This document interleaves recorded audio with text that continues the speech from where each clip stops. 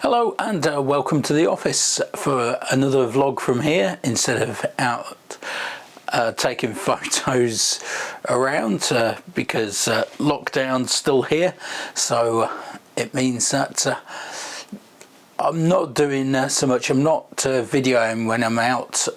Do go out for walks, take the camera with me, but this week, instead of talking about photos that I've taken this week, we're going to be going over the use of colour in black and white photography and why it's so important. Now, a lot of photographers will advise that if you're wanting to take black and white photos, that you change your camera settings so that the rear screen, or if you're using a mirrorless, the EVF as well, shows the black and white image. I don't do that, and the reason why I don't do that is because colour is really useful for trying to create contrast in an image. Now, if you've got your screen set to black and white, it's very easy to look at an image on the screen and it'll just be a mid-tone mush. Stone and grass are notorious for appearing very similar tones, and if you've got pictures where you've got stone and grass, then you're probably not going to take it if you look at the EVF or the monochrome image on the camera, as it just won't have the contrast to attract you to it. But if you're looking at it in colour and you can see contrast from colour, then you can then use that when you go into Lightroom or Photoshop or whatever editing software that you have. As long as you can alter the colours when when you've converted it into black and white, you can then use that to try and get the contrast. So that's what I'm going to do now. I am going to take a picture that you've definitely seen before, especially if you've seen my Kerber Edge video. Then it's Big Wheelie.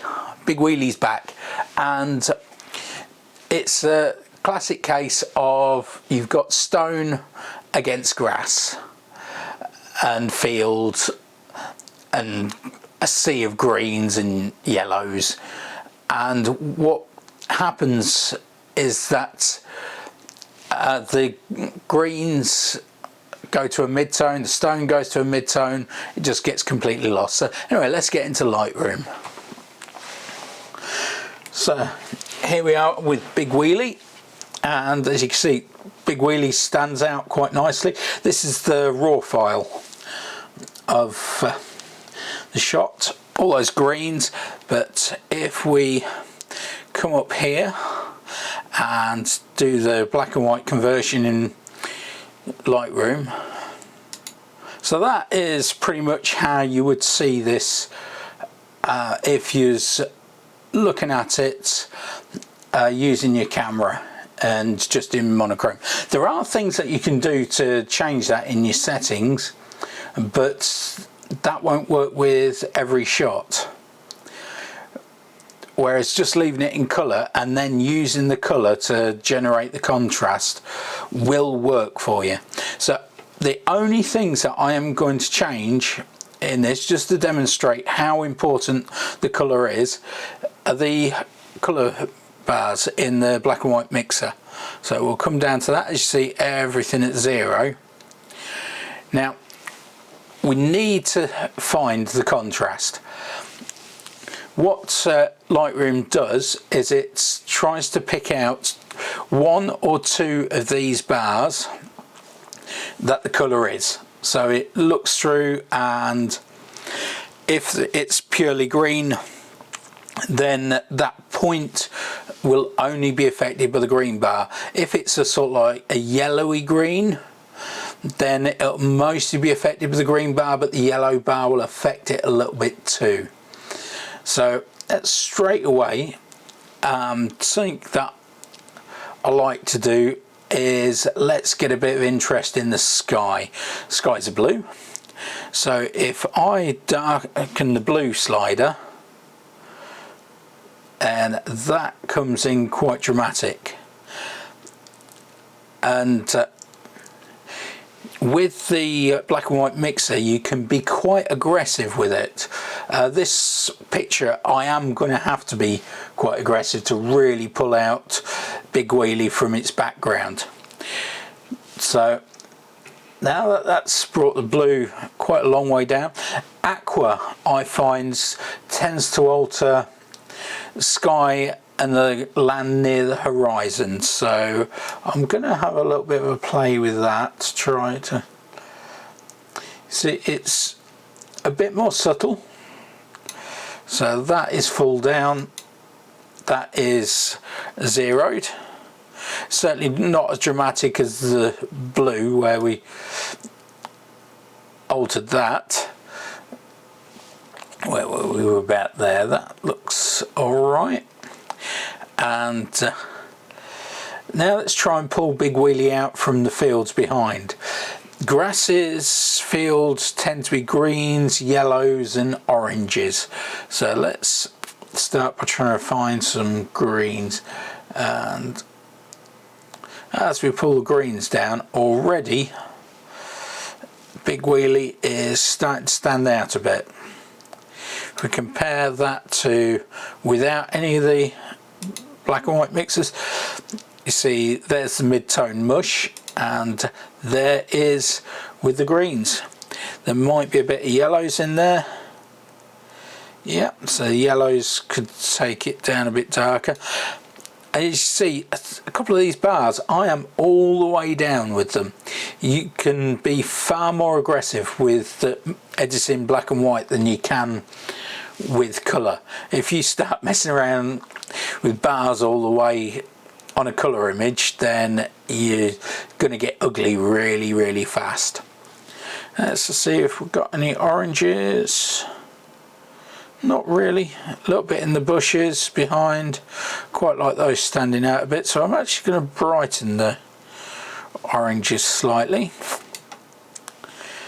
Purples and magentas, probably not a lot in there. A little bit in the sky at the top. Nothing that I really want to change.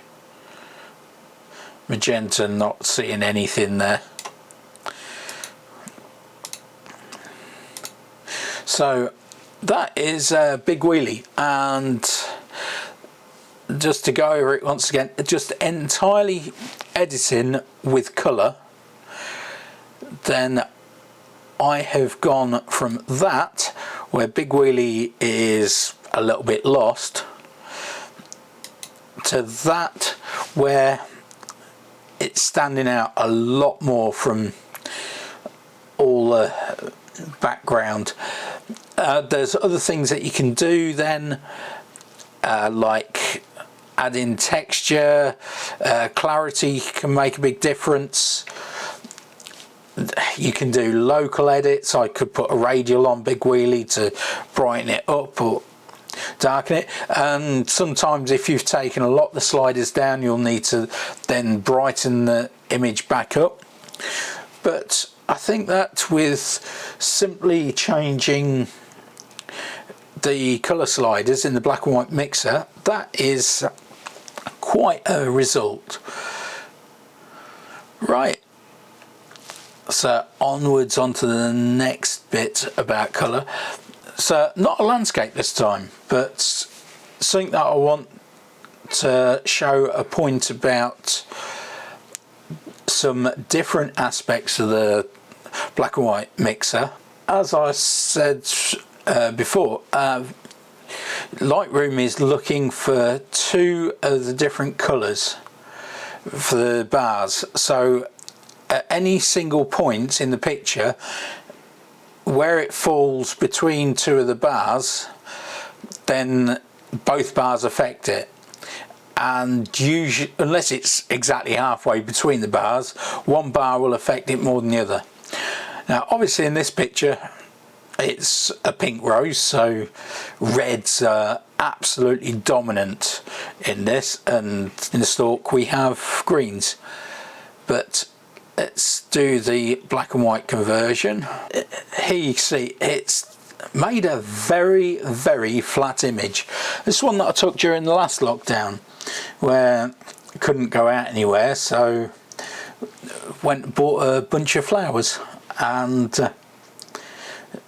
Mrs. Geopix thought that was great until I started taking them apart and photographing them.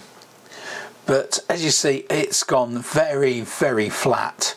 There's no real depth to the image. It's all mid-tone mush.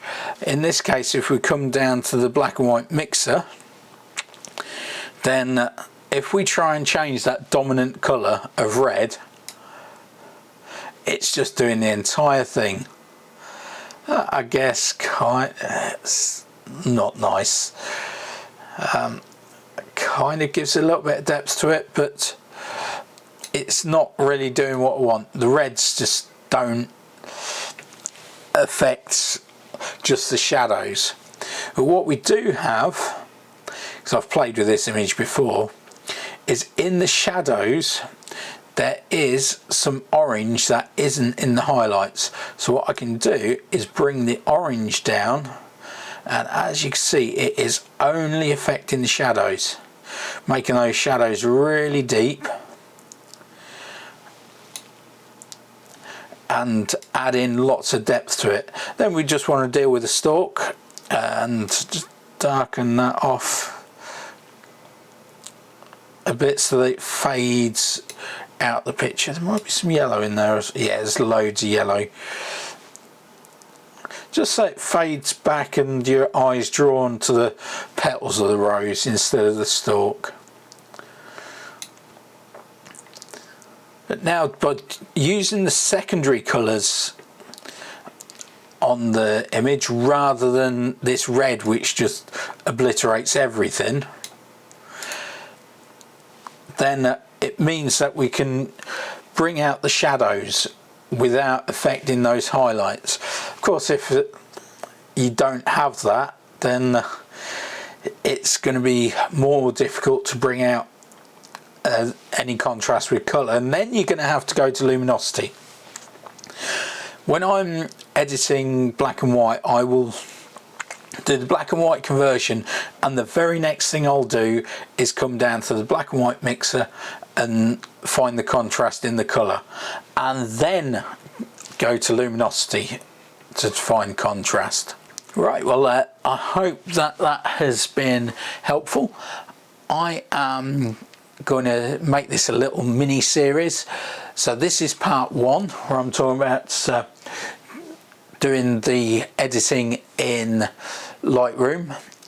It works exactly the same in Photoshop or Lightroom Classic or anything where you can alter the individual colours. In Photoshop, I believe that there is an option to convert to black and white, and then that will bring up the colour bars.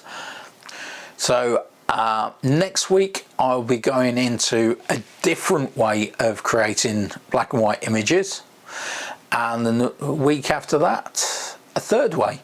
So 3-part mini series all about how important colour is to creating your black and white images. Thank you for watching, and hope you enjoyed it, and hope it's been useful. And if you do go out to shoot black and white and you're planning to edit in Lightroom or Photoshop or on a computer afterwards, then just leave it in colour and go from there. That's my advice. Anyway, if you've enjoyed this, then please give it a like, and if you've enjoyed a few of my videos, then please subscribe, and I'll see you next week for another video from the office.